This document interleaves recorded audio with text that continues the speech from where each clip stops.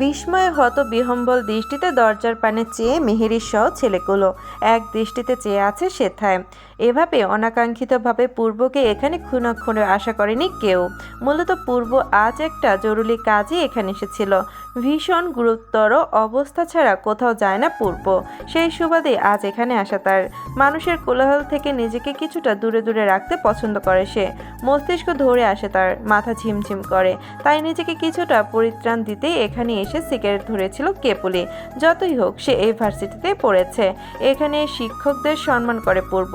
তাই নির্জন এক জায়গাটাই বেছে নিয়েছিল সিগারেট ধোয়া একাকিত্ব গোছাতে। তখনই কানে আসে মেয়েলি এক করুণ কণ্ঠস্বর। প্রথমে পাত্তা না দিলেও পরক্ষণে পুনরায় শোনার পর বিরক্তিতে এখানে আসা তার। তবে দরজা খুলতেই যে মেহেরিশকে দেখতে পাবে সেটা তার কল্পনাতেও ছিল না। কপালের ভাঁজ পড়ল পূর্বর। ভাঁজের রেখাটা আরো গাঢ় করে দৃঢ় কণ্ঠে বলল, এখানে কি হচ্ছে? কপাল কুঁচকে রুমের ভেতর থাকা ছেলেগুলোর দিকে তাকিয়ে উচ্চস্বরে পড়ল পূর্ব। এদিকে পূর্বকে এখানে দেখে তো ছেলেগুলোর বুকে ধুকপুকানি বেড়ে গিয়েছিল বহুগুণ। হয়তো তাদের লিডার রিজভি থাকলে এতটা বিধ্বস্ত হতো না তাদের হৃদয়। এদের মধ্যে থেকে একটা ছেলে জিভ দিয়ে ঠোঁট ভিজিয়ে কোনো রকম ভনিতা ছাড়াই আওড়ালো, আমাদেরকে আমাদের কাজ করতে দাও পূর্ব, এটা রিজভি ভাইয়ের মাল, আমরা ভাইয়ের আদেশ পালন করছি শুধুমাত্র। ছেলেটার এমন কথায় মেহেরিশের ভেতরটা ফুঁসে উঠল। কিভাবে একটা মেয়েকে এত নির্দ্বিধায় মাল বলে সম্বোধন করছে এরা? ছি! রাগে দাঁত কিরমিরি উঠল মেহেরিশের। কেন জানি না, পূর্বকে এখানে দেখেই মেয়েটার মনের কোণে অযাচিত ভয়গুলো ডানা মেলে উড়ে গেছে। বাঘিনীর মতোই ফুঁসে উঠল মেয়েটি। তীক্ষ্ণ কণ্ঠে ছেলেগুলোর দিকে চেয়ে বলে উঠল, একটা মেয়েকে এভাবে মাল বলছেন কোন সাহসে? আমাকে কি আপনাদের বাপের কেনা সম্পত্তি পেয়েছেন? একদম হাড়গোড় ভেঙে একদম তক্তা বানিয়ে দিব। মেহেরিশের মুখে আচানক এমন সাহসী কণ্ঠের কথাগুলো শুনে ছেলেগুলো আপাতত দরজা ছেড়ে মেহেরিশের দিকে তাকালো। একটু আগেই তো মেয়েটার চোখে মুখে ভয় সংকোচের ছাপ ছিল সুস্পষ্ট। সাথে সাথে সেসব উবে যাওয়াতে ছেলেগুলো রাগান্বিত হলেও বর্তমানে তাদের কারো পূর্বের সামনে উচ্চ কণ্ঠে কোনো কিছু বলার জো নেই। ছেলেগুলোকে এমন নির্বিকার দেখে মেহেরিশ যেন মনে আরও অদম্য মনোবল পেল। পুনরায় বেরিয়ে পড়ল, বাজে ছেলে, অসভ্যের দল, মেয়ে দেখলেই চুলকানি উঠে যায়। এমন কথা বলছিস না কেন? এখন কথা বলছিস না কেন? সব হাওয়া ফুস হয়ে গেছে তাই না? ছেলেগুলো একবার দরজার পানে তো তাকাচ্ছে তো আরেকবার মেহেরিশের দিকে। মনে মনে বোধহয় বুলি আওড়াচ্ছে। আজ পূর্ব না থাকলে ইতিমধ্যেই মেয়েটার কি দশা করতো তারা। তবে তার সামনে থাকা ব্যক্তিটির অকপটে বলা কথায় মুহূর্তে তেজ কমে গেল মেহেরিশের। ধারালো ছুরির মতো তীক্ষ্ণ কণ্ঠে বলল পূর্ব, যা মন চাই কর, বাট আমি বাইরে আছি। একটা সাউন্ডও যেন দরজার বাইরে বের না হয়। যদি আমার কানে এই মেয়ের মুখের একটা শব্দও গেছে তো বুঝতে পারছিস কি করব। বলেই পুনরায় দরজার অভিমুখে পা বাড়ালো চলে যাওয়ার জন্য। মেহেরিশ ভরকালো, হচকচালো। কি হলো এটা? এই লোকটা একটু আগেই কি বলে গেল এসব? একটা মেয়েকে এভাবে কতগুলো ছেলেদের হাতে নির্বিকারে তুলে দিয়ে যাচ্ছে। সেদিন তো কি সুন্দর মেহেরিশকে বাঁচালো, তাহলে আজ কি হলো হঠাৎ করে? প্রচণ্ড রকম আশাহত হলো মেয়েটা। আশাহত দৃষ্টি বোলালো পূর্বের দিকে। তবে পূর্ব সেসবের তোয়াক্কা না করে বের হওয়ার জন্য উদ্গ্রীব হতেই মেহেরিশ আকস্মিক পূর্বের কাছে এসে দাঁড়িয়ে বলে উঠল, আজব, আপনি আমাকে এভাবে এতগুলো ছেলের মাঝে রেখে চলে যাচ্ছেন কিভাবে? বাড়ি থেকে বের হওয়ার সময় বিবেক বুদ্ধি কি বাড়িতে রেখে এসেছেন নাকি? পূর্ব পেছনে ঘুরে তাকালো, মনে মনে বলল, ওদের কাছে থাকলে তো অন্তত প্রাণে বেঁচে যাবে মেয়ে, কিন্তু আমার কাছে আসলে যে আগুনে চলছে ভস্ম হয়ে যাবে। তবে মুখে কিছু বলবো না, নিজে যথেষ্ট স্বাভাবিক রেখেই আনমনা হওয়ার আরগুলো ওটাই তোর জন্য বেস্ট। ওদের তো ধন্যবাদ দেওয়া দরকার। আমার না করা কাজ ওরা এগিয়ে দিচ্ছে। হ্যাঁ। আচানক পূর্বের মুখ থেকে তুই সম্বোধনে মেহেরিশ দোটানায় পড়ল, কিন্তু কেন যেন পূর্বর প্রতি জন্ম হওয়া বিশ্বাসটুকু পুষে গেঁথে রাখলো অন্তরস্থলে। সে বিশ্বাসের ভাটায় ফাটা পড়ল পূর্বকে সত্যি সত্যি চলে যেতে দেখাতে। মেহেরিশের আরেকটু কাছে এগিয়ে আচানক পূর্বর পেছনের কালো রঙা হুডের অংশটুকু এক হাতে খামচে ধরল, পরপর চেঁচিয়ে পড়ল, এভাবে বলছেন কেন? আপনার ঘরে কি মা বোন নেই? আর যদি আমার জায়গায় আপনার বোন হতো তাহলে এভাবে চলে যেতে পারতেন। তোর জায়গায় আমার বোন কেন, রাস্তার একটা মেয়ে হলেও সাথে করে নিয়ে যেতাম, বাট তোকে ইম্পসিবল স্যার। কাপুরুষ একটা, এভাবে একটা মেয়েকে এতগুলো ছেলের মাঝে রেখে যাচ্ছেন, আবার তুই তুকারি করছেন হুদাই। বুঝেছি, এতগুলো ছেলে দেখে ভয়ে কাপুরুষের মধ্যে পালিয়ে যাচ্ছেন, তাই তো?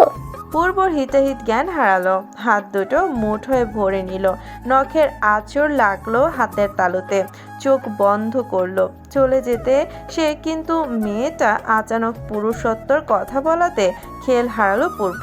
তাকে কাপুরুষ বলছে কোন সাহস এই মেয়েটা? সে কাপুরুষ? এর মাঝে পেছনের ছেলেগুলোর মধ্যে একজন মেহেরিশকে ধরতে আসলে পূর্ব আচানক মেহেরিশের হাত ধরা সেই ছেলেটার মুখ বরাবর এক ঘুষি বসায়। পূর্বর শক্তপোক্ত হাতের ঘুষিতে ছেলেটা রীতিমতো থরথর করে কাঁপতে থাকে। এই ছেলেটাকে সবাই শুধু শুধু আগে পিছে সাইকো বলে সম্বোধন করে। একটু আগেই তো বলল সে যা খুশি করুক, তাহলে হঠাৎ হাত ধরাতে আসতেই এভাবে আঘাত করলো কেন? ছেলেটার ঘুষি লেগেছে সোজা নাক বরাবর, নাক ফেটে রক্ত গড়গড় করে বের হচ্ছে, যা দেখে পাশে থাকা ছেলেগুলো ভয়ে দু কদম পিছিয়ে গেল। বুঝলো পূর্ব রেগে গেছে, এখানে থাকা বিপজ্জনক, ভালোই ভালোই এখান থেকে কেটে পড়াই শ্রেয়। মনে মনে হাজারটা গালি দিল রিজবিকে, মেয়েটাকে ধরে নিয়ে আসতে বলে নিজে কোথায় গায়েব হয়ে হলো কে জানে। এখানে তো পূর্বকে টক্কর দেওয়ার মতো ক্ষমতা তাদের কারণেই। হ্যাঁ, রিজবি থাকলে হয়তো বা ব্যাপারটা অন্যরকম হতো। মেহেরিশ মনে মনে ভীষণ খুশি হলো, কারো শরীর থেকে রক্ত ঝরতে দেখেও যে এমন খুশি খুশি উপলব্ধি করা যায় সেটা আজ প্রথমবার এক্সপেরিয়েন্স করলো মেহেরিশ। তার তীর একদম নিশানা মতো লেগে গিয়েছে, একদম উচিত শিক্ষা হয়েছে। তবে পূর্ব ওখানে থেমে নেই, ছেলেটাকে মারার সঙ্গে সঙ্গে মেহেরির দিকে কিঞ্চিত রাগে দৃষ্টি নিক্ষেপ করেই সেখান থেকে চলে যায় পূর্ব। মেহেরিশের এক সেকেন্ডও দাঁড়ালো না, পূর্বর যাওয়ার সাথে সাথে পূর্বর পেছন পেছন ছুটল মেহেরিশ। লোকটা যেহেতু বাঁচাবেই, তাহলে প্রথমেই শুধু শুধু নাটক করলো কেন? তাহলে কি সেও ভাব নেয় আদরাজের মতো? হ্যাঁ, তার আদরাজও তো ঠিক এমনই ভাব নেয় মেয়েদের সামনে, যা দেখে কুপকাত হয়েছিল মেহেরিশ। তবে আদরাজের মুখের যথেষ্ট মার্জিত এই লোকটা তো তাকে সোজা তুই বলে সম্বোধন করলো, যেন বহুকালের পরিচিত দুজন। অথচ কোথায় তার আদরাজ মেহেরিশকে আপনি ছাড়া সম্বোধনই করে না। সিঁড়ি দিয়ে নিচে নামছে পূর্ব, পেছনে মেহেরিশ। পূর্বর পা থেমে গেল, পেছনে তাকালো, সাথে সাথে থেমে গেল মেহেরিশ। এক পা উপরে এক পা নিচে, সিঁড়িতে নিচে আর নামলো না, শূন্যে ভাসিয়ে রাখলো পাটা। জীবনে মায়া থাকলে আমার থেকে অ্যাটলিস্ট 100 মাইল দূরে থাকো বলেই পুনরায় নামতে শুরু করলো পূর্ব। তবে মেহেরিশ যেন শুনলো না, আগের ন্যায় পূর্বর পেছন পেছন নেমে গেল। পূর্ব এবার বিরক্ত হলো, চোয়াল শক্ত করে পুনরায় চেঁচিয়ে পড়ল, কথা কানে ঢুকে না? ডিফ, শুনছিস নি কি বলছি? আজব, এমন করছেন কেন? আপনি চলে গেলে যদি ওরা আবার আমাকে আটকায়, তাই তো আপনার পিছন পিছন আসছি। পূর্ব চোখ বুঝলো, অতঃপর চোখ খুলল, লম্বা শ্বাস ছাড়ল, পরপর বড় বড় কদম ফেলে নিচে নেমে এলো। মেহেরিশও এবার ভয়ে দৌড়ে নিচে নামলো। বাপরে, লোকটার পা নাকি অন্য কিছু। তবে সিঁড়ি বেয়ে নিচে নামা মাত্রই আশফিয়াকে দেখে যেন চাঁদ হাতে পেল মেহেরিশ। এদিকে মেহেরিশ আর নিজের ভাইকে একসঙ্গে উপর থেকে নিচে নামতে দেখে পায়ের নিচ থেকে মাটি সরে গেল আশফিয়ার। রোবটের মতো দাঁড়িয়ে থাকলো ওখানটায়। পূর্ব যেতে যেতে এভাবে আশফিয়াকে দাঁড়িয়ে থাকতে দেখে দাঁত কিরবিরিয়ে বিড়বিড় করে বলে গেল, এই উটকো ঝামেলা বাস্তবে আমার কাছ থেকে দূরে রাখবে। শেষবার ওয়ার্নিং করলাম। বলেই বড় বড় কদমে চলে গেল পূর্ব। আশফিয়া তার ভাই যেতেই নিজেকে ঠিকঠাক করলো, যেন কিছুক্ষণের জন্য তার রুহটা দেহ থেকে বিদায় নিয়েছিল। মেহেরিসের হাতে এক টান মেরে নিতে নিতে বলল, ওখানে কি করছিলি? তোকে বলি নাই আমার জন্য নিচে ওয়েট করতে? পরন্ত বিকেল, সূর্যর তীর্যক রোশনি ঢলে পড়েছে দিগন্তে। রাবেয়া বেগম ভয়ে তটস্থ। ছেলের কথায় এতদিন পাত্তা না দিলেও এবার মনে মনে ঘাবড়ে গেছে পুরোপুরি। আজ আশফিয়ার মুখে থেকে সব শুনেছেন তিনি, তাই সিদ্ধান্ত নিল মেহেরিসকে সে আপাতত কিছুদিন কলেজে যেতে দেবে না, তবে এই বাড়িতেও রাখবে না। প্রহর এসেছে আজ সকালে। প্রহরের সাথে ইতিমধ্যে কথা হয়েছে তার। আজই তিনি মেহেরিসকে তার জন্য কেনা অ্যাপার্টমেন্টে শিফট করবেন, দরকার হলে ওই কলেজেও পাল্টে ফেলবেন। সম্পর্কের ডালপালায় ঝগড়ার কাটাকাটিগুলো তিনি আর ছুঁতে চান না। ক্লান্ত তিনি ছেলেকে বুঝিয়ে, যে মানুষ বোঝে তাকে কি আদৌ বোঝানো সম্ভব? বোনের সাথে বড় গলায় মেয়েকে চেয়ে নিয়ে এসেছেন তিনি। এখন যদি তার ওই পাগল ছেলে সত্যি রাগের বয়সে কোনো ক্ষতি করে তো কি জবাব দেবে বোনকে? তাই তিনি আর চান্স নিতে চান না মেহেরিসের বিষয়ে। প্রহর এসেছে একটু আগে, পরন্ত বিকেল করে সন্ধ্যার দিকেই মেহেরিসের সমস্ত প্রয়োজনের জিনিসপত্র পাঠিয়ে দিয়েছেন সেখানে। এখন রাত 9টার ঘরে। প্রহর বসে আছে ড্রয়িং রুমে, মেহেরিসকে নিয়ে যাবে সেখানে। মেহেরিস বুঝলো না আচানক এভাবে তাকে কেন তার খালামণি তাড়াহুড়া করে অন্য বাড়িতে শিফট করছেন। মেহেরিস যেতে না চাইলেও বাধ্য হয়েও যেতে হয়েছে তাকে। তবে আজ আশফিয়া মেহেরিসের সাথে থাকবে। যদিও দুটো বাড়ির দূরত্ব বেশি একটা নয়, একজন বিশ্বস্ত মেয়ে রেখেছেন রাবেয়া বেগম মেহেরিসের জন্য, যে সব সময় মেহেরিসের সাথে থাকবে। আশফিয়াও মাঝে মাঝে থেকে আসবে যখন চাইবে। তবুও তিনি তো নিশ্চিন্তে থাকতে পারবেন। বাসায় থাকা হয় না তার বেশি, মেয়েটাও সবসময় বাড়িতে থাকে। যদি এর মাঝে তার ছেলে এসে কোনো খারাপ কিছু করে ফেলে তো? মূলত এই ভয় থেকে মেহেরিসকে নিজের বাড়িতে রাখতে চান না তিনি। একেবারে রাতের খাবার খেয়ে আশফিয়া, প্রহর আর মেহেরিস রওনা হয়েছে নতুন বাড়ির উদ্দেশ্যে। প্রহর ড্রাইভ করছে, পেছনে বসে আছে আশফিয়া আর মেহেরিস। মেহেরিসের হাতে ফোন, ইনস্টাগ্রামের রিলস স্ক্রলিং করে যাচ্ছে সে, কিন্তু কোনো কিছুতেই যেন মন বসছে না তার মেয়েটার। কেন জানি না মনটা ভীষণ ছটফট করছে তার। প্রহর খুব নিপুণভাবে গাড়ি ড্রাইভ করে নিয়ে আসলো এই অ্যাপার্টমেন্টের সামনে। মেহেরিস গাড়ির জানালা দিয়ে একবার পরখ করলো। বেশ বড়সড় এক বিল্ডিং, তার ফ্ল্যাটটা 6 ফ্লোরে। শুনেছে পাশাপাশি দুটো করে ফ্ল্যাট, একটা মেহেরিসের জন্য, অপরটা নাকি খালি পড়ে থাকে। এর মাঝে প্রহর নেমে দাঁড়ালো গাড়ি থেকে, অতঃপর নামলো মেহেরিস। আশফিয়া নেমে আগে গেটের ভেতরে ঢুকে গেছে। মায়ের সঙ্গে কয়েকবার এসেছিল এখানে। মেহেরিসকে এখানে নিয়ে আসার আগে রাবেয়া বেগম এটা কিনে রেখেছিল। লিফটে উঠে দাঁড়িয়েছে তারা, উপরের বাটন প্রেস করবে তখনই একটি ভদ্রলোক আসলেন ভেতরে, সাথে একটি 10 থেকে 12 বছরের ছেলে।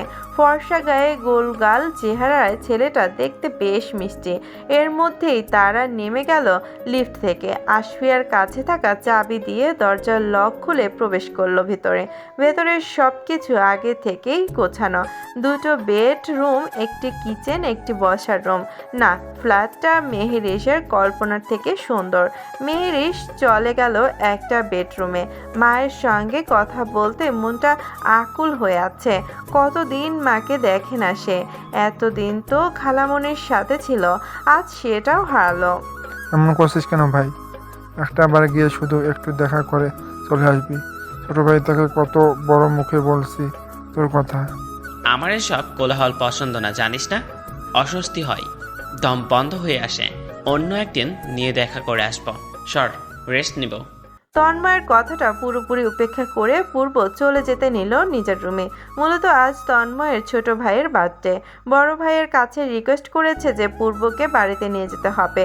সেও বড় মুখে কথা দিয়ে এসেছে ভাইকে। পূর্ব রাইডিংয়ের ফ্যান তার ছোট ভাইটা যেভাবে বাইক চালায় মানুষ পাগল না হয়ে পারে। নিজের রুমের ভেতরে পূর্বর বাইক রেসিংয়ের হাজার ফটো দিয়ে ভর্তি করে রেখেছে ছেলেটা। এখন যদি পূর্ব না যায় তাহলে কোন মুখে ভাইকে মুখ দেখাবে সে? তবে পূর্বকে কোনো মতেই রাজি করাতে পারছে না সে। এমন করছিস কেন? বাচ্চা একটা ছেলে, আয়নায় একটু যে দেখা করে আসি। তুই না হয় 5 মিনিট সময় দিলি। ছেলেটা তো প্রতিদিন এমন শখ করে না। আর সব থেকে বড় কথা, ও আমাদের তনয়ের ছোট ভাই, আমাদের ছোট ভাইয়ের মতোই। সাব্বিরের এমন আবেগী কথায় পূর্ব বিরক্ত নিয়ে তাকালো তার দিকে। সাব্বির সাথে সাথে মুখ কাচুমাচু করে ফেলল। পূর্ব একরাশ বিরক্তি নিয়ে উঠে দাঁড়ালো সেখান থেকে। এক কথা পা ফেলে বের হয়ে আসলো বাইরে যেতে যেতে বলল, জাস্ট 5 মিনিট। বিশাল অ্যাপার্টমেন্টের সামনে থামানো হলো এক সিরিলায় 3টি কালো রঙা বাইক। তবে সর্বপ্রথম কাউসাইং খচিত বাইকটি সবার দৃষ্টি কাটতে সক্ষম। কালো হেলমেট মাথায় জড়ানো 3 জনই। পূর্ব কেবলই হেলমেট খুলতেই যাবে, আচানক শুনল সাব্বিরের উৎসাহিত স্বরে বলা কথা, পূর্ব, ওটা তোদের গাড়ি না? আকস্মিক সাব্বিরের এহেন কথা কর্ণগোচর হতে মাথার হেলমেট পেঁচিয়ে রেখে নিজের ওই বাজ পাখির ন্যায় চোখ দুটো ঘোরালো সাব্বিরের ইশারাকৃত জায়গায়। সাদা রঙের গাড়িটা পূর্ব চেনে, বেশ ভালো করে চেনে। মায়ের গাড়ি তার, যদিও এই বাড়িতে বেশি ব্যবহার করে আশফিয়া। নিজের বাড়ির গাড়ি বন্ধুর বাড়ির সামনে দেখেও যেন দৃষ্টিটি কোনো গুরুত্বই বহন করলো না তার মনে। উল্টো হেলমেটটা রেখে নির্বিকার ভঙ্গিতে মাথা উঁচু করে চলে গেল ভিতরে। সাব্বির আর তন্ময় বিষয়টা এড়িয়ে গেল। 10 তলা এক সুইচ ভবন, রাতের অন্ধকারে যার চূড়াটি আকাশকে ছুঁয়ে যায় বলে মনে হয়। পূর্ব তখন সোজাসুজি এসে দাঁড়িয়েছে লিফটের সামনে। পেছনে থাকা সাব্বির আর তন্ময়ও ছুটতে এসেছে এখানে। আজ যদি বেচারা তন্ময়ের ভাইয়ের বার্থডে না হতো তাহলে এত রিকোয়েস্ট করে কখনো তার বন্ধুকে বাড়িতে আনতো না সে। ভেবেই দীর্ঘ একটা শ্বাস ফেলল তন্ময়। লিফটে উঠে সোজা 9 ফ্লোর চাপলো তন্ময়। তারা এই বাড়িতে শিফট হয়েছে প্রায় বছর 2 হবে। আগে অন্য এলাকায় থাকতো। বাবার ব্যবসার জন্য আকস্মিক এখানে শিফট হওয়া তাদের। এর মধ্যে নির্দিষ্ট গন্তব্যে এসে থেমে গেল লিফটে। বড় বড় কদমে লিফট থেকে বেরিয়ে আসলো পূর্ব। পরনে ভেনিম জ্যাকেট, মুখে সবসময়ের মতোই কালো মাস্কে আবৃত। বাইক পরলেই হেলমেটের ভেতরে এই সকল কালো মাস্ক পরে পূর্ব। পুরো মাথা বিকৃত মাস্ক দ্বারা আবৃত। চোখ দুটো ছাড়া আর কিছুই দৃষ্টিগোচর হচ্ছে না। এই বাড়িতে পূর্বের আগেও 2 বার এসেছিল। একবার এসেছিল তন্ময় অ্যাক্সিডেন্ট করাতে, হসপিটাল থেকে বাড়িতে দিয়ে গিয়েছিল তাকে। আরেকবার এসেছিল অন্য কাজে। তবে কোনো বাইরের 5 মিনিটের বেশি স্থায়ী হয়নি তার সময়। কলিং বেল চাপতে দ্রুত এসে দরজা খুলে দেয় তিয়ান। এতক্ষণ অধীর আগ্রহে বসেছিল পূর্বের জন্য। ভাই তাকে ফোন করে জানিয়েছে পূর্ব আসছে তাদের বাড়িতে। সেই আশাতেই প্রহর গুনছিল ছেলেটা। দরজা খুলতেই নিজের আইডলকে সামনে দেখে ছেলেটার আজ খুশিতে চোখে মুখে উপচে পড়ার মতো। আনন্দরা যেন বাদ মানছে না। পূর্ব ঢুকে তিয়ান এর দিকে তাকিয়ে হাত বাড়িয়ে দিল হ্যান্ডশেক করার উদ্দেশ্যে। আনন্দে আত্মহারা হয়ে ছেলেটা নিজের ছোট্ট ছোট্ট 2 হাত ঢুকিয়ে দিল বলিষ্ঠ হাতের ভাঁজে। ভাইয়া, তুমি সত্যি এসেছো? জানো, তুমি আসবে বলে আমার ফ্রেন্ড সবাই বসে আছে, তোমার জন্য অপেক্ষা করছে। আমি সবাইকে বলেছি তুমি আসবে, কিন্তু কিন্তু আমার কথা কেউ বিশ্বাস করেনি। পূর্ব না চাইতো তিয়ানকে আশ্বস্ত করলো। হাত ছেড়ে 2 পা এগিয়ে গেল ভেতরে। অতঃপর তিয়ানের দিকে চেয়ে নির্বিঘ্নে বলে উঠল, তোমার বার্থডে আমি আসবো না, এটা কিভাবে হয় জান? এদিকে সাব্বির আর তন্ময় পূর্বর মুখ থেকে এমন কথা শুনে বেহুশ হওয়ার উপক্রম। এই ছেলেকে হাত পা ধরে এখানে নিয়ে আসলো তারা, অথচ এখানে এসে কি পাল্টিটাই না করছে। শালা ধান্দাবাজ। মোটামুটি অ্যাপার্টমেন্টের পরিচিত সবাইকে ইনভাইট করেছে তন্ময়ের বাবা মিস্টার আমজাদ হোসেন। এছাড়াও তন্ময়ের কয়েকজন কাজিনও এখানে উপস্থিত আছে, এমনকি তিয়ানের টিচারও এসেছে পার্টিতে। সবার এখানে আসার মূল উদ্দেশ্য কেন্দ্র হলো একমাত্র পূর্ব। তিয়ান জোর গলায় সবাইকে বলেছে তার আইডল আসবে আজকে তার বার্থডেতে। তিয়ানের কথায় সবাই প্রথমে বিশ্বাস না করলেও যখন মনে করলো তন্ময় এর বন্ধু যেহেতু আসতেই পারে, সেই সুবাদে এখানে এসেছে তারা। তবে পূর্ব একরাশ বিরক্তিতে চেয়ে আছে তন্ময় আর সাব্বিরের দিকে, যা দেখে সাব্বির অন্য পাশে কেটে পড়লেও তন্ময় মুখে কাচুমাচু করে চেয়ে বলে, বিশ্বাস কর ভাই, আমি সত্যি জানতাম এত মানুষ আসবে। কোনো রকম একটু ম্যানেজ করে নে, এই টাকাটা শেষ হলেই চলে যাস, প্রমিস। পূর্ব আর কিচ্ছু বলল না, নিজের জন্য বেছে নিল আপাতত তন্ময়ের রুম। তবে সেখানেও যেন শান্তি নেই ছেলেটার। তিয়ান একটু পর পর এক একজনকে নিয়ে আসছে পূর্বর সাথে সেলফি তুলবে বলে। দীর্ঘদেহী পূর্ব হাঁটু গেড়ে বসেও যেন তিয়ানদের নাগাল পায় না। তাও অনেক কষ্টে কয়েকটা ছবি তুলেছে সে, না করতেও পারছে না, ছোট্ট মানুষ। তবে বিরক্ত গ্রাস করে ফেলেছে তাকে, প্রচণ্ড রকমের বিরক্ত। প্রহর নিঃশব্দে বসে আছে বসার ঘরে। ঘরটির সৌন্দর্য যেন শিল্পীর তুলিতে আঁকা কোনো ক্যানভাস। সোনালি বর্ণের সোফাগুলো সাদার শুভ্রতার সঙ্গে এমনভাবে মিশে গেছে যেন তারা একে অপরের পরিপূরক। মেহেরিস রুমের ভেতরে বিছানার উপর শুয়ে আছে। ফোনে হাতে নিয়ে সে কয়েকবার মায়ের নাম্বারে চেষ্টা করেছিল, কিন্তু কোনো সাড়া মেলেনি। হয়তোবা তার মা ফোন দেখেনি। আশফিয়া অন্য একটি রুমে এসে ফ্রেশ হয়েছে। এদিকে কাজের মেয়েটা টুকটাক এটা সেটা করতে ব্যস্ত। প্রহর সোফা গায়ে এলিয়ে বসে আছে, চোখ দুটো বারবার মেহেরিসের রুমের দিকে গিয়ে ঠেকছে। মেয়েটা একটা বার বের হয় কিনা। যদি আজ মেহেরিস না থাকতো এখানে, তাহলে প্রহর এতটা সময় এখানে থাকতো না, সে কখন চলে যেত। তবে তার এমন লুকোচুরি খেলায় পানি ফেললো আশফিয়া। রুম থেকে বের হয়ে এসে প্রহরকে এভাবে মেহেরিসের রুমের দরজার পানে তাকিয়ে থাকতে দেখে খুক খুক করে কেসে বলে উঠল, প্রহর ভাই, টিভি ওইদিকে না, সামনের দিকে চলছে। মূলত প্রহর এসে টিভির রিমোট দিয়ে টিভি অন করে রেখে তার সামনে বসে তো আছে ঠিকই, তবে মনোযোগ তার অন্য দিকে নিবদ্ধ।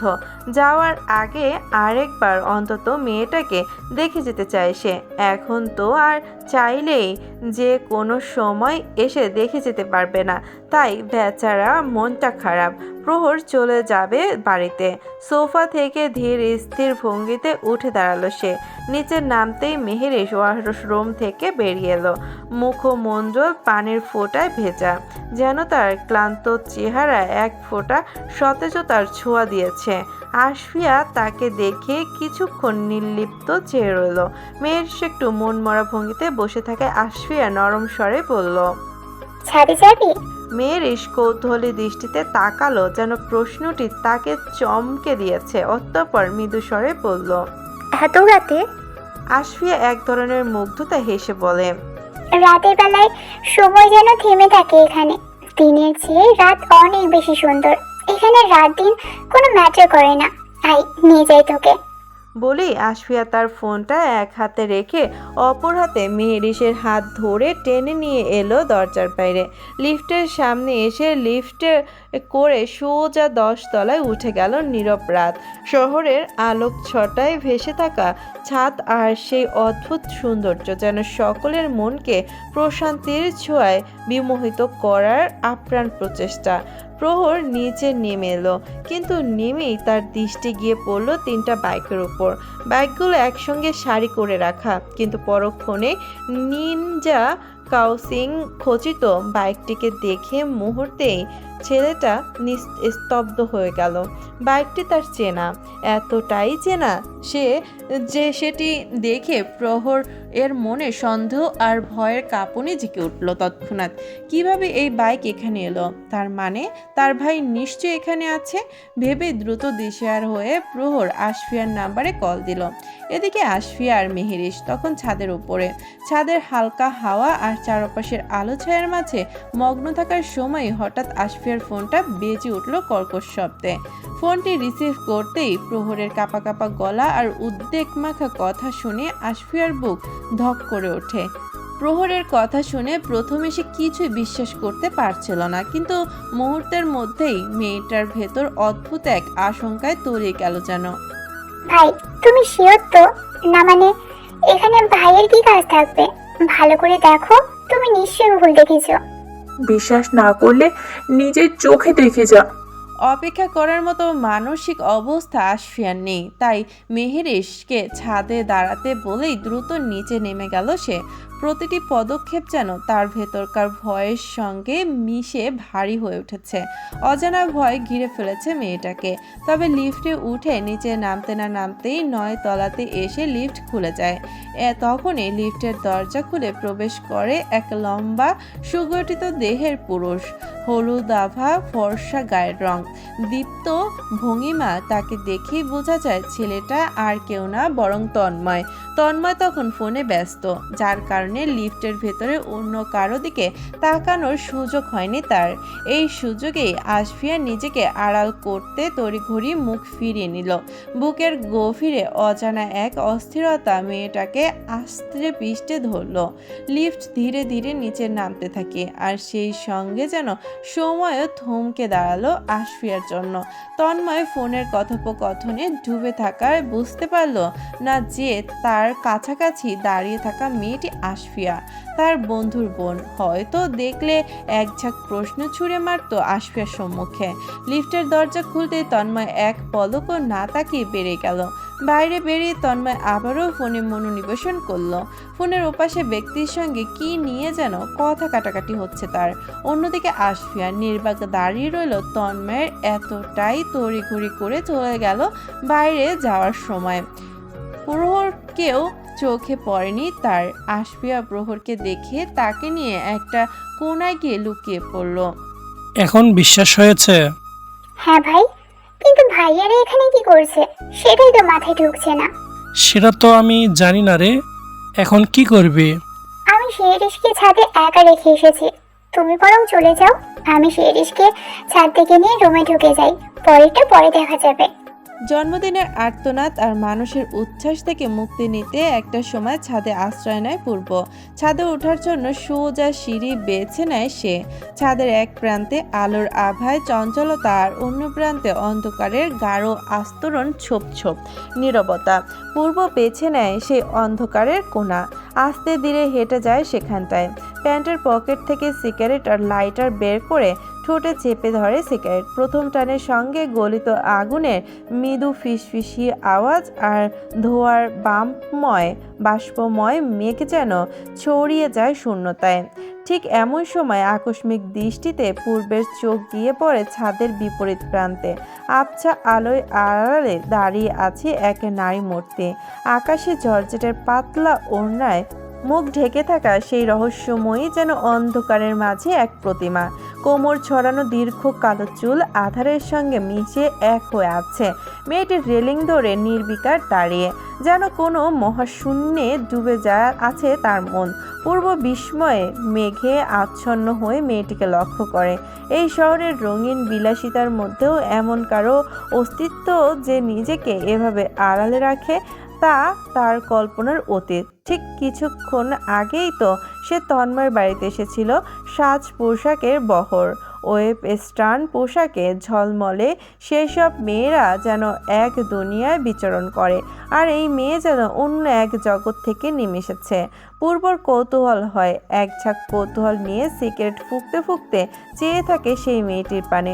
অন্ধকারের পট্টভূমিতে মেয়েটির অবয়ব যেন ওই শক্তপোক্ত কঠিন হৃদয়ের মানবটির মনে এক অজানা আকর্ষণ জাগায়। তার মন জুড়ে না চাইতেও কৌতূহলের ঢেউ খেলে যায়। এই মেয়ে কে? কি তার পরিচয়? পূর্বের চোখ সিগারেটের ধোঁয়ার আড়াল থেকে মেয়েটির দিকে স্থির হয়ে আছে, যেন সে সময়ের সুতো ধরে মেয়েটির অতীত, বর্তমান কিংবা কোনো অবজ্ঞ ভবিষ্যৎ জানতে চায়। তবে তার অনুসন্ধিৎসু চোখ দুটি হঠাৎই বিস্ময়ে উজ্জ্বল হয়ে উঠল যখন সে দেখতে পেল আশফিয়া ছাদের দিকে এক প্রকার দৌড়ে আসছে। শিরিশ, শিরিশ, চল চল নিচে চল। আশফিয়ার তাড়াহুড়া ভরা কণ্ঠে প্রথমে মেহেরিশ একটু হতবাক হয়ে পড়লেও নিজেকে দ্রুত সামনে নিল। পেছন ফিরে তা অবাক দৃষ্টিতে তাকিয়ে জিজ্ঞেস করলো, কেন? মাত্রই তো এলাম, বেশ ভালোই লাগছে। আর একটু থাকি না? না না, আর থাকা যাবে না। মানে আমার ভালো লাগছে না, রুমে চল, একা একা ভয় লাগছে আমার। আজব, তুই তো আমায় নিয়ে আসলে এখানে, আর নিজে তো সুফি আছে, একা ভয় লাগছে কেন? আশফিয়া নিজের অস্বস্তি লুকোতে গিয়ে দ্রুত বলে উঠল। আরে সুফি তো চলে গেছে প্রহর ভাইয়া যাওয়ার সাথে, আর এখন তো ঘুমও আসছে আমার। মেয়েরিস আর তর্ক করলো না, কিছু না বলে আশফিয়ার সঙ্গেই নিচে চলে গেল। কিন্তু দূর থেকে তাদের এই কথোপকথনের প্রতিটি শব্দই স্পষ্ট শুনতে পেল পূর্ব। তার মনে সন্দেহ আর ক্ষোভ একসঙ্গে মাথাচাড়া দিয়ে উঠল। এই মেয়েটা এখানে কেন, আর আশফিয়াই বা এখানে আসার কারণ কি? তবে পূর্বের চতুর মস্তিষ্ক দ্রুতই বুঝে ফেলল এসব তার মায়েরই পরিকল্পনা। এক গভীর শ্বাসে ক্ষোভ আর হতাশা একত্রে গুমড়ে উঠল তার বুকে। রাগ আর ক্ষোভে ফেটে সেখানেই পাথরের মতো স্থির দাঁড়িয়ে রইল পূর্ব। হাতে ধরা সিগারেট শেষ প্রান্তে আগুন ধীরে ধীরে আঙুল ছুঁয়ে যেতে যাচ্ছে তার, অথচ সে যেন তার টেরই পেল না। এমন উদাসীনতা তার স্বভাব বিরুদ্ধ, কিন্তু আজ যেন সব নিয়মের ব্যতিক্রম। মেহেরিস আর আশফিয়া ইতিমধ্যে ছাদ ছেড়ে চলে গেছে। পূর্ব গভীরভাবে শ্বাস টানল। বুকের ভেতরে জমে থাকা উত্তপ্ত লহমকে শান্ত করার বৃথা চেষ্টা। চোখে তীব্র দৃঢ়তা ফুটে উঠল। হঠাৎ যেন এক অস্থির প্রেরণায় বড় বড় পদক্ষেপে ছাদ থেকে বেরিয়ে এলো সে। লিফটের নীরব আরামকে অপেক্ষা করে দ্রুত নেমে যেতে লাগলো সিঁড়ি বেয়ে। তার ভারী বুটের শব্দে প্রতিটা ধাপেই প্রতিধ্বনিত হচ্ছে। এটা যেন তার অন্তর্দাহেরই বহিঃপ্রকাশ। 10 তলা সিঁড়ি এক দমে পেরিয়ে নিচে নেমে এলো পূর্ব। বাইকের পার্কিং লটে গিয়ে মাথায় কালো হেলমেট গুঁজে দিল। হেলমেটের ভেতর থেকে তার মুখের তীব্রতা আর ক্ষোভ ঢাকা পড়লেও তার দৃষ্টিতে ছিল ঝড়ের পূর্বাভাস। পূর্ব তার চিরচেনা কালো বাইকের উপর চড়ে বসে এক মুহূর্তের জন্য থামল। তারপর ইঞ্জিন স্টার্ট দিয়ে ঝড়ের বেগে ছুটে চলল কোনো এক অজানা গন্তব্যে। রাস্তার বাতাস তার চারপাশে গর্জন তুলছে, আর পূর্বর অন্তরে সেই গর্জনের সঙ্গে যেন দাউ দাউ করে জ্বলছে তার অভিমান। লস এঞ্জেলসের রাত স্বভাবতই কোলাহল মুখর, কিন্তু আজ যেন এক অদ্ভুত নীরবতা ছড়িয়ে আছে শহরের রাস্তায়। হিমেল বাতাসে কেউ খেলে যাচ্ছে চারপাশে। সেই শূন্য রাস্তায় কাওয়াসাকি বাইকটি যেন আগুনের শিখার মতো ছুটতে চলেছে। পূর্বর চোখে এক অদ্ভুত নির্লিপ্ততা, যেন থেমে থাকার কোনো নামই নেই, যার গন্তব্য জানা নেই। হঠাৎ বাইকের গতি থেমে এলো। কোনো এক গভীর চিন্তা মাথায় ভিড় করতেই রাস্তার পাশে একটা বাড়ির সামনে এসে থামলো পূর্ব। সাথে সাথে থেমে গেল বাইকের গগন বিদারী শব্দ। বাড়ির সামনেই সারি বেঁধে দাঁড়িয়ে আছে কয়েকটি নামি দামি বাইক।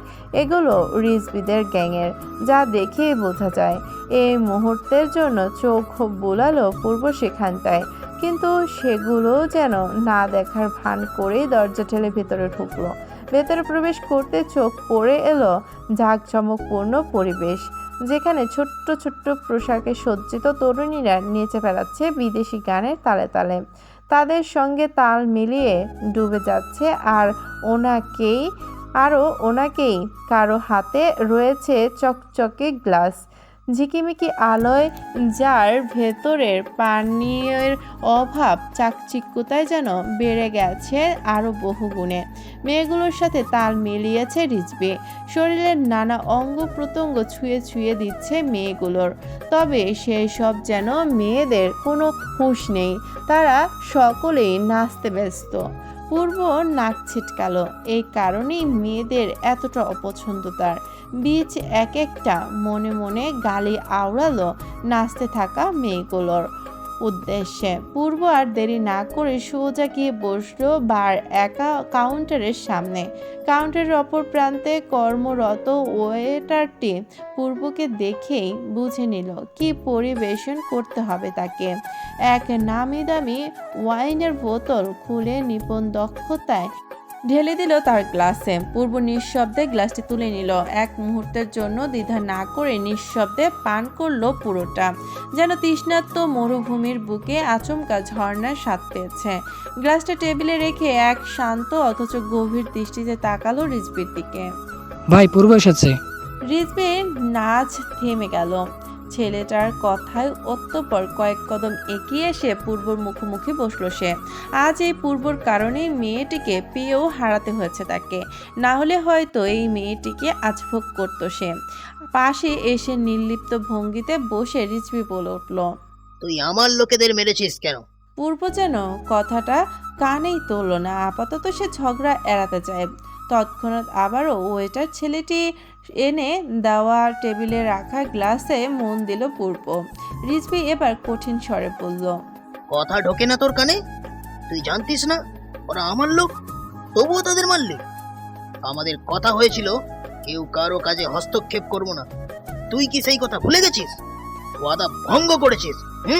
তোর লোক একটা মেয়েকে আটকে রেখেছিল। রিজবি হঠাৎ হেসে উঠল। বিদ্রুপের সহিত হেসে বলে উঠল, তাতে তোর কি?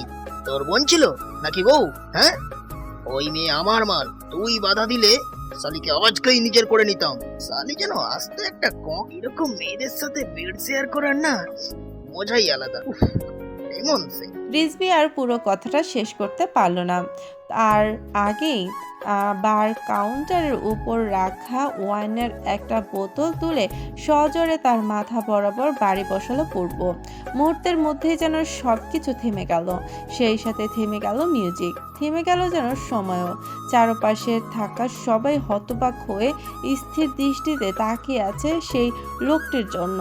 রিজবি কয়েক মিটার দূরে ছিটকে পড়েছে। মাথায় আঘাতপ্রাপ্ত স্থানে এক হাত দিয়ে চেপে রেখেছে। মুহূর্তেই রক্তে ভেসে গেল তার সেই হাত। ব্যথায় কাতর হয়ে মাছের মতো তপ করতে লাগলো মেঝেতে। আর তার ছেলেরা তৎক্ষণাৎ ছুটে এসে তাকে ঘিরে ধরলো তাকে। একই সময় সিকিউরিটির অ্যালার্ম বেজে উঠল। মেয়েরা আর কিছু ছেলেরা তড়িঘড়ি করে সেখান থেকে বেরিয়ে গেল। এখান থেকে এখন আপাতত ওরা আর নিরাপদ নয় বুঝতে পেরেই সেখান থেকে কেটে পড়ে তারা। সিকিউরিটি গার্ডরা এসে রিজবিকে ধরল। কেউ একজন অ্যাম্বুলেন্সে কল লাগালো। রিজবির সঙ্গীরা কোর্ধে ফুঁসছে। তার পূর্বের উপস্থিতিতে সাহস করে কিছু বলতে পারছে না ঠিকই। কে তখনই সেখান থেকে হাজির হলো সাব্বির আর তন্ময়। তারা মূলত পূর্বকে না পেয়ে নিচে খুঁজতে গিয়েছিল, কিন্তু বুঝতে পারলো কেন কোন কারণে রেগে গিয়ে সেখান থেকে চলে গেছে। তাই পেছন পেছন তারাও চলে এলো। তারা জানে তাদের বন্ধু রেগে গেলে কোথায় যেতে পারে। বাড়ির ভেতরে পা দিয়েই দেখলো থমথমে পরিবেশ, মেঝেতে রক্ত, চারপাশে শূন্য দৃষ্টি আর ভীত সন্তোষ মানুষ। আর পূর্ব সে যেন কিছুই ঘটেনি এমন ভঙ্গিতে ঠান্ডা মাথায় ঢুলে বসে আছে। সাব্বির আর তন্ময় বুঝে ফেললো ইতিমধ্যে কি ঘটতেছে। তাই তারা ঠিক করলো পরিস্থিতি আবারও নিয়ন্ত্রণের বাইরে চলে যাওয়ার আগেই পূর্বকে এখান থেকে সরিয়ে নিতে হবে ভেবেই দুজন গিয়ে দাঁড়ালো বার কাউন্টারের সামনে। পূর্ব নিশ্চুপ চেপে আছে ওয়েটার ছেলেটির দিকে। ছেলেটিকে ঢুকে গিলে ওয়াইনের গ্লাস ঢেলে যাচ্ছে অনবরত। ঢালতে ঢালতে হাত কেঁপে কেঁপে বারবার গ্লাস থেকে কিছুটা পড়ে যাচ্ছে নিচে। পূর্ব ছেলেটির দিকে তাকালো, মাত্রই ছেলেটা শুষ্ক গলায় আওড়ালো, সরি ব্রো। পূর্ব যেন আজ নিশান্ত। ভেতরে ভেতরে অস্থিরতা গ্রাস করে ফেলেছে তাকে। শ্বাসটাও ভারী লাগছে। সাব্বির আর তন্ময় জলদি পূর্বকে ধরে সেখান থেকে এক প্রকার টেনে নিয়ে চললো বাড়ির উদ্দেশ্যে। পূর্ব এতটাই ড্রিঙ্কস করেছে যে সাব্বির আর তন্ময়কে বাধা দিতে পারলো না। সেও উঠে চলে গেল তাদের সাথে। তবে মনে মনে ভেবে নিল সেই সব কিছুর জন্য দায়ী একমাত্র ওই মেয়েটা।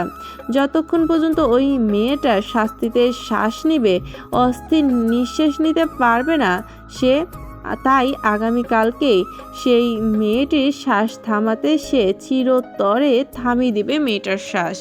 মেহেরিশ ও আসফিয়া বসে আছে বসার ঘরে, মাঝখানে রাখা সেই সোফা দুটোয়। দুই পাশে মুখোমুখি বসে তার। টেলিভিশনের পর্দায় চলছে এলে গোল্ডিয়ের বিখ্যাত গান love me like you do. দুইজনের দৃষ্টি সেখানেই স্থির। রোমান্টিক দৃশ্যপটে নায়ক নায়িকার ঘনিষ্ঠ মুহূর্ত দেখে মেহেরিশ মুখ বিকৃত করলো। এমন দৃশ্য দেখে তার অস্বস্তি হয় বরাবরই। এসব তাকে অবাক করে। এদের কি লজ্জা শরম বলে কিছু নেই? মনে মনে প্রশ্ন তোলে মেহেরিশ। এদের বাবা মা কি এই ছবি দেখে না? মূলত এসব উদ্ভট চিন্তায় মশগুল মেহেরিশ। এসব ভাবতে ভাবতে সে রিমোটের দিকে হাত বাড়ালো। ওদিকে আসফিয়া যেন মুগ্ধ। টিভির ভিতরের দৃশ্য দেখে চোখ সরছেই না তার, এক দৃষ্টিতে দেখেই চলেছে।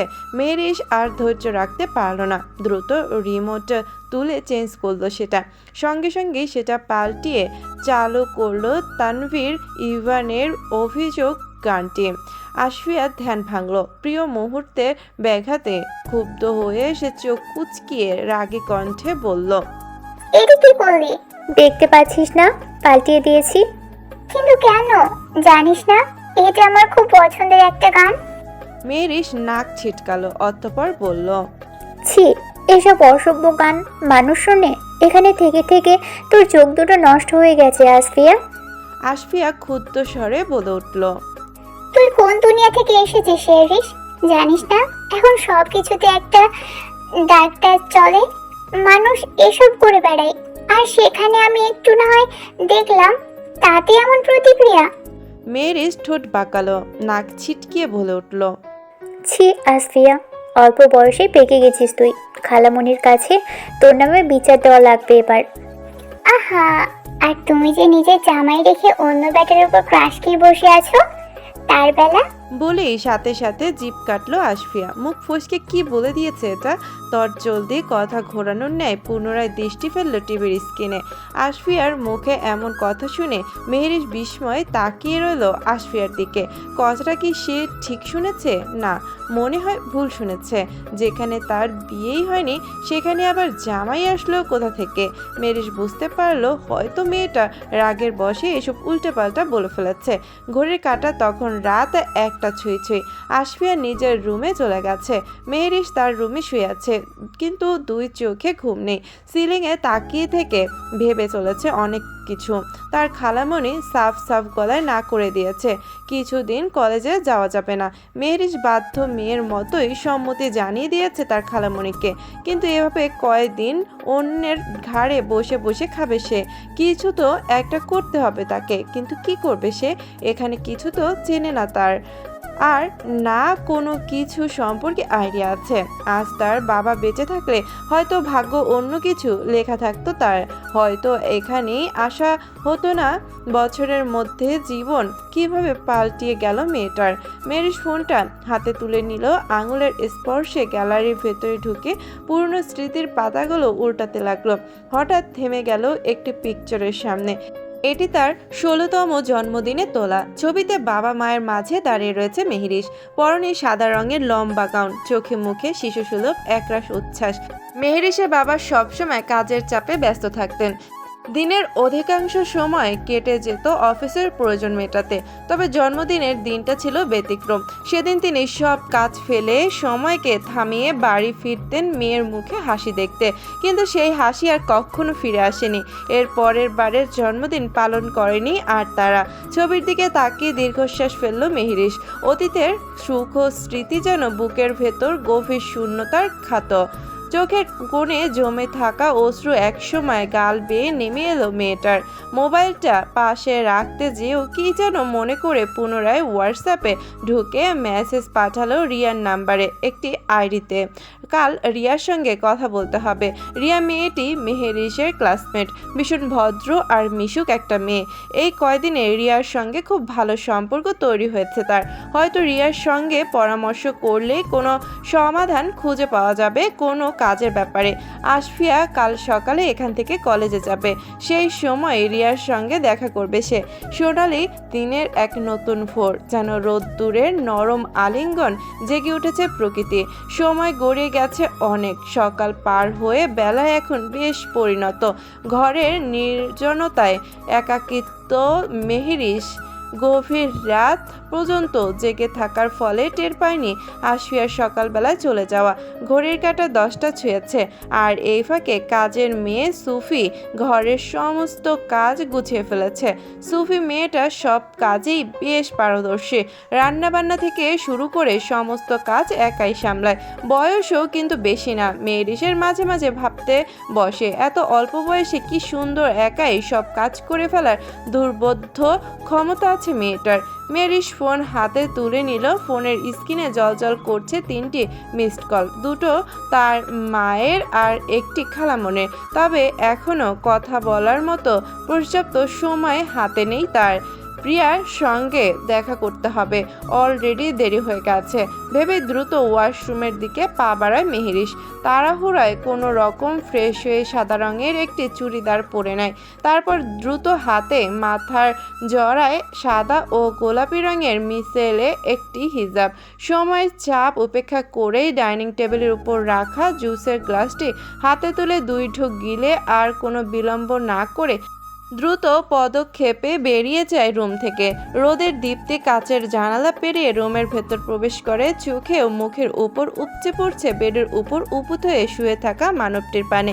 যাতে বিছানার উপরে শুয়ে থাকা মানবটি বিরক্তির ছাপ নিয়ে মাথায় হাত চেপে ধরে। সময় জানার জন্য বালিশের নিচে রাখা ফোনটি টেনে নিয়ে আসে নিজের দৃষ্টির সীমানা বরাবর। অতঃপর কাঙ্ক্ষিত সময়টা পরখ করে নিয়ে ফোনটা পুনরায় বেডের এক কোণায় ছুঁড়ে মেরে উঠে দাঁড়ায় বেড থেকে। পরনে ছাই রঙের একটি টি শার্ট, এক টানে সেটি খুলে ছুঁড়ে ফেললো বিছানার এক কোণে। এরপর ধীর পায়ে ওয়াশরুমে ঢুকে লম্বা একটা শাওয়ার নিয়ে বের হয়ে আসে সেখান থেকে। কোমরে সাদা তোয়ালে পেঁচানো অবস্থায় দাঁড়ায় আয়নার সামনে। ঝাঁকড়া চুল থেকে তখনও পানি টপ টপ করে মেঝেতে পড়ছে। পিঠে ট্যাটু করা ঈগল আঁকিবুকি বেয়ে সেই জলবিন্দুগুলো শির দ্বারা বরাবর গড়িয়ে নেমে যাচ্ছে নিচের দিকে। একসময় তোয়ালের আড়ালে হারিয়ে যায় সেই সব পানির ধারা। অতঃপর কাবাট খুলে দ্রুত হাতে বের করে একটি কালো রঙের ফুল হাতা টি শার্ট আর একটি ট্রাউজার দক্ষ ভঙ্গিতে পরিধান শেষে রাতের ঘন ঘটা মনে করার চেষ্টা করে তার সবল মস্তিষ্ক। যা মনে পড়তে সাথে সাথে চোয়াল শক্ত হয়ে ওঠে তার। এই এক মুহূর্ত দেরি না করে ফোন হাতে নিয়ে একটি নাম্বারে কল লাগায় তৎক্ষণাৎ। মাত্র 2 বার রিং বাজতে অপর প্রান্ত থেকে কলটি রিসিভ হয় সাথে সাথেই। অতঃপর কণ্ঠে দৃঢ়তা এনে অপর পাশে থাকা ব্যক্তিটিকে উদ্দেশ্য করে বলে, আমার একটা কাজ করতে হবে, ইটস আর্জেন্ট। অপর প্রান্ত থেকে কি উত্তর এলো জানা নেই, তবে পূর্ব কোনো দ্বিধা ছাড়াই ওকে বলে কল কেটে দিয়ে ফোনটি ছুঁড়ে ফেলে বিছানার উপর। রুম থেকে বেরিয়ে এলো পূর্ব। আপাতত কিছু খাওয়া দাওয়ার ভেবেই লম্বা লম্বা কদমে এগোতে লাগলো কিচেনের দিকে। তবে আজ বাড়িটা অস্বাভাবিক শান্ত পরিবেশ দেখে মুহূর্তে কপাল ভাঁজ পড়ল তার। কোনো কিছু আন্দাজ করে কিচেনের ভেতরে প্রবেশ করলো সে, কিন্তু কোথাও সাব্বিরকে দেখতে না পেয়ে হালকা বিরক্তি নিয়ে ডেকে উঠল। সাব্বির, এই সাব্বির। ডেকে পুনরায় বেরিয়ে এলো কিচেন থেকে। বাইরে বের হতেই সাব্বিরকে আসতে দেখলো সেখানে। ছেলেটা পেটে 2 হাত চেপে রেখেছে, যেন হাঁটতে পর্যন্ত কষ্ট হচ্ছে তার। সাব্বিরের সেই করুণ অবস্থা দেখে পূর্ব না চাইতো বিরক্তি নিয়ে জিজ্ঞাসা করলো, তোর এই অবস্থা কেন? কোনো মতে সামনে রাখা সোফাটা এলিয়ে দিয়ে সাব্বির ফ্যাকাশে মুখে দৃষ্টিতে একরাশ ক্লান্তি নিয়ে বলল, আর বলিস না ভাই, সারা রাত বাথরুমে যেতে যেতে জীবন শেষ। এই পর্যন্ত 21 বার রাউন্ডার দেওয়া হয়ে গেছে। নিশ্চয়ই গতকাল কেকের মধ্যে কেউ কিছু মিশিয়েছিল। দেখ, দাঁড়াতেও পারছি না ঠিক মতো। সাব্বিরের কথা শুনে পূর্ব নাক ছিটকালো, একরাশ বিরক্ত নিয়ে বলল, ফ্রি পেয়ে 1 মাসের খাবার একদিনে গিললে এটাই হবে ইডিয়েট। অতঃপর বড় বড় পায়ে সেখান থেকে বেড়ে গেল পূর্ব। ছোট্ট একটি ক্যাফের কোণে বসে আছে মেহরিশ আর রিয়া। রিয়া আজ কলেজে যায়নি। গতকাল মেহরিশ মেসেজ পেয়েছে, সে কোনো দ্বিধা না করেই দেখা করতে রাজি হয়ে গিয়েছিল। তবে হঠাৎ এমন আকস্মিক সাক্ষাতের কারণ জানে না মেয়েটা। মেহরিশ কিছু বলেনি তাকে, শুধু জানিয়েছিল যে দেখা করতে চায়। কফি আর ক্যাপুচিনোর কাপে ধোয়া উঠছে। বাইরের আবহাওয়া যেন আজ গিরগিটের রূপ ধারণ করে আছে। একটু আগেই সে জলমলে আকাশ ঢেকে গেছে মেঘের আড়ালে। মনে হচ্ছে যে কোনো মুহূর্তেই বৃষ্টি নেমে আসবে বলে। রিয়া একটু আনমনা হয়ে মেহরিশের দিকে তাকিয়ে বলল, হ্যাঁ মেহরিশ, বল তো এমন তড়িঘড়ি দেখা কর কারণ? গতকাল জিজ্ঞেস করলাম কিন্তু তুমি তো কিছুই বললে না, এবার অন্তত খুলে বলো। মেহরিশ এক চুমুক কফির মুখে দিয়ে কিছুক্ষণ চুপ করে রইল। রিয়ার সরল দৃষ্টি যেন তাকে আরও বেশি সংকুচিত করে তুলেছে। অতঃপর নিজেকে স্বাভাবিক করে শান্ত স্বরে বলল, আসলে তোমার কাছ থেকে একটা হেল্প চাই আমার রিয়া। তুমি তো জানো আমি এখানে নতুন, তেমন কারোর সঙ্গে পরিচয়ও নেই।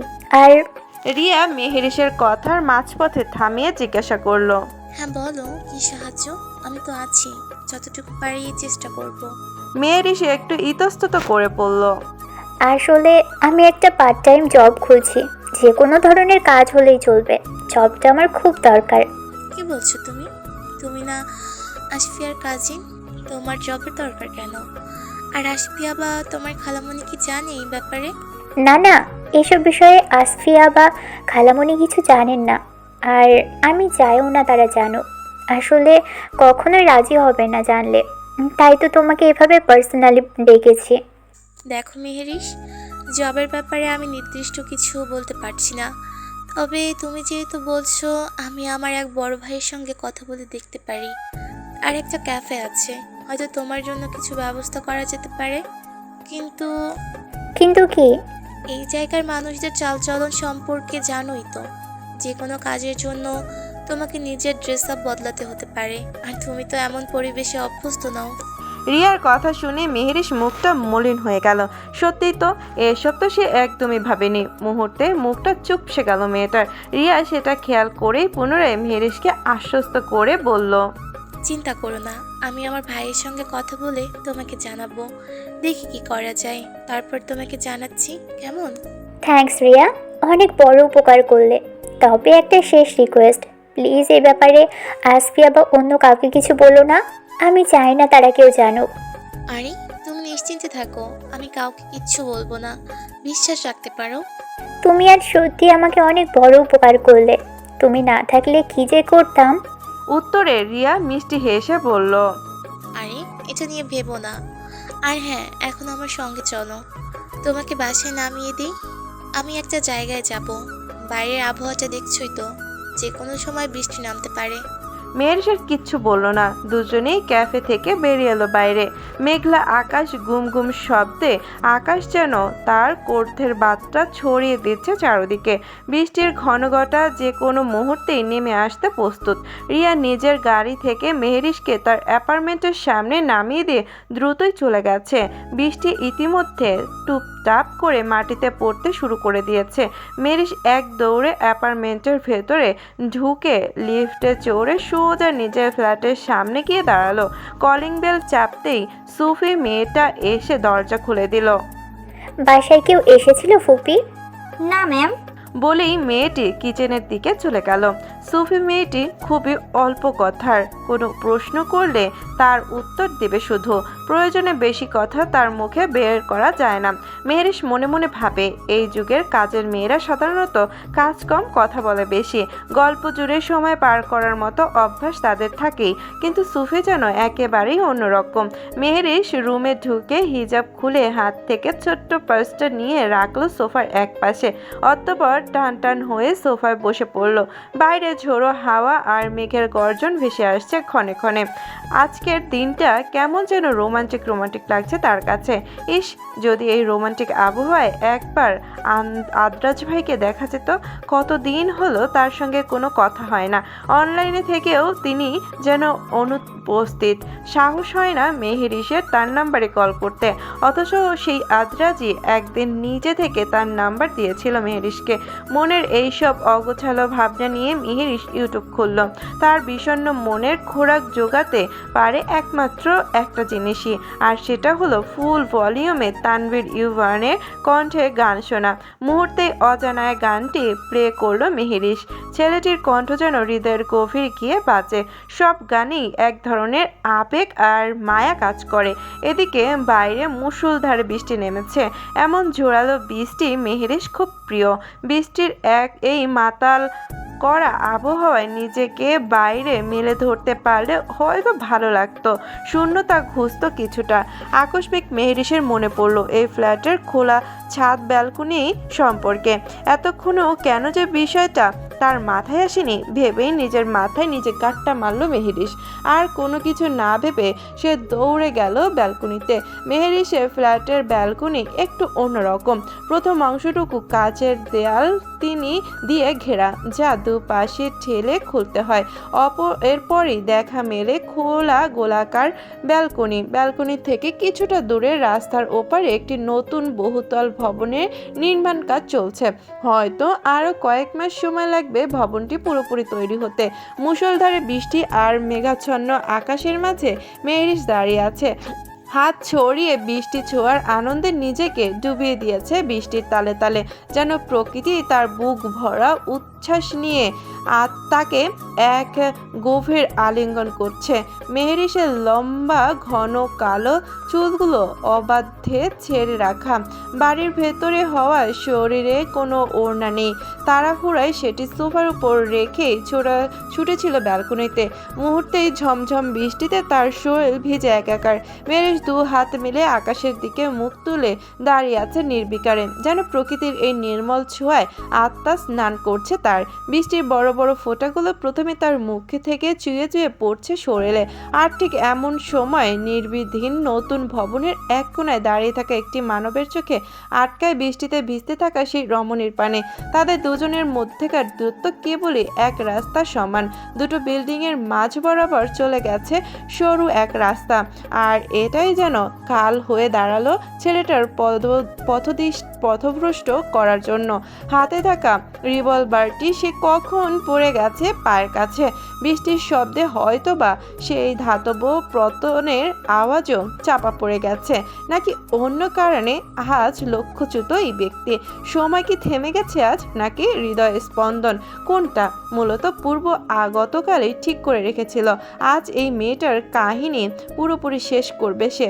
নিশ্চিহ্ন করে দিবে এই শহর তো দূর পৃথিবী থেকেই। এই মেয়েটা না থাকলে আজ হয়তো এমন পরিস্থিতির সম্মুখীন হতে হতো না তাকে। আজ হয়তো সে অন্যরকম থাকতো। সব কিছুর জন্য এই মেয়েটাই একমাত্র দায়ী। তাই এখানে এসে অপেক্ষা করেছিল সে মেহেরিসের জন্য। পায়ের কাছে ছড়িয়ে ছিটিয়ে পড়ে আছে সিগারেটের পুরো অংশ। এতক্ষণ ধরে ঠিক কতগুলো শেষ করেছে তার হিসাব নেই। এই শহরের ছায়ায় দীর্ঘদিনের ধরেই নিজের কাজের দক্ষতা প্রদর্শন করে আসছে পূর্ব। দূর থেকে মানুষকে লক্ষ্য করে অদৃশ্য করে দেওয়ায় তার অসাধারণ পারদর্শিতা। কিন্তু আজ কি হলো তার? কেন এই মুহূর্তে সে নির্বাক? চোখ স্থির হয়ে গেছে বৃষ্টিতে ভিজে থাকা মেয়েটির দিকে। সাদা চুড়িদারে ভেজা কাপড়ে নারীর শরীরের প্রতিটি রেখা যেন উন্মোচিত হয়ে উঠেছে তার চোখে। মেহেরিসের এই উন্মাদ বৃষ্টি সিক্ত রূপ দাঁড়িয়ে থাকা পুরুষটির স্নাত এক অজানা ঝড় তুলে দিয়েছে। সেই ঝড়ের তুলনায় এই ঝড় বৃষ্টির নিতান্তই তুচ্ছ তার পরিমাণ। হৃদয় বৃধায় টলমল, যেন এই মুহূর্তে সামনের এই দৃশ্য ছাড়া আশেপাশে আর কিচ্ছুই নেই, কিচ্ছু না। তাহলে সময়ের চাকা কি আজ থেমে গেছে? এমন সময় কানে ভেসে আসছে এক স্নিগ্ধ আওয়াজে বলা কিছু শব্দ। বৃষ্টির পানে আকাশ চেয়ে তোমাকে আমি খুঁজবো না, আকাশের পানে চেয়ে চেয়ে ভালোবাসি তা বলবো না।